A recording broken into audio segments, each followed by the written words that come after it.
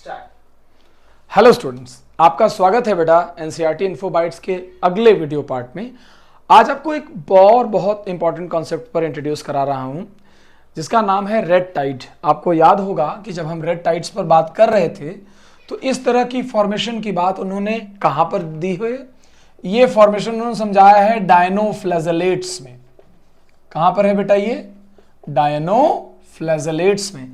इन्हीं डायनोफ्लैजेलेट्स को जिन्हें हम फायर एल्गी कहते हैं, what we call them as fire algae, या हम जब अगर बात करते हैं तो हम ये भी बोलते हैं कि डायनोफ्लैजेलेट स्पेशल टाइप के एल्गी हैं। अब आपको एक कनेक्टिंग बात जो रेड टाइड में समझानी है वो ये समझानी है कि जो डायनोफ्लैजेलेट्स होते हैं बेटा, इनके एक मेंबर का नाम है गोनेलक्स। क्या नाम है? गोनेलक्स। गोनेलक्स नाम का जो मेंबर है ये एक स्पेशल टाइप का टॉक्सिन बनाता है। टॉक्सिन, ये जो टॉक्सिन ये बनाता है ये एक तरह का न्यूरोटॉक्सिन होता है कि जिस ऑर्गेनिज्म के एक्सपोजर में ये टॉक्सिन जाता है उसके अंदर न्यूरल फेलियर शुरू हो जाता है। ध्यान से देखिए क्या कह रहा हूं मैं।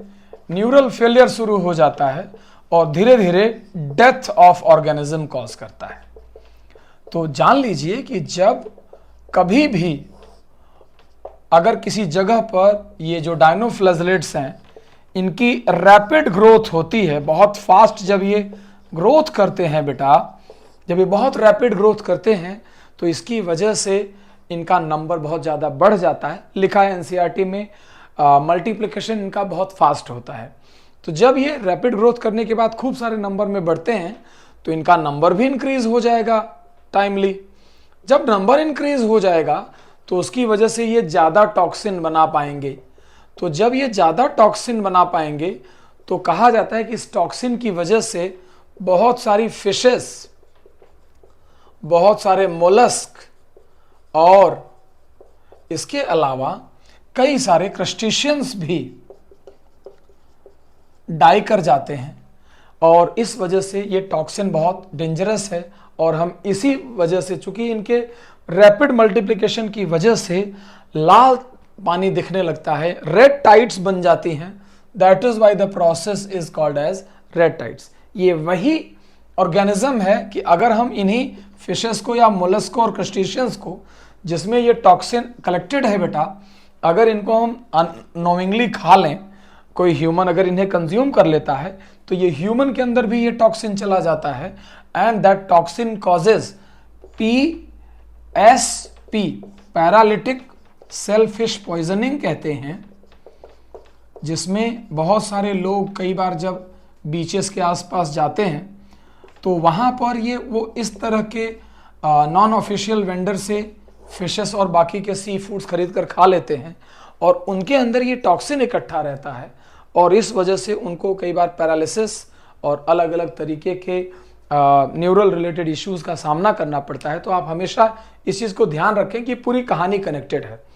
एक बार मैं समराइज करता हूं। डायनोफ्लैजेलेट जिन्हें फायर एल्गी कहते हैं, गोनेलक्स।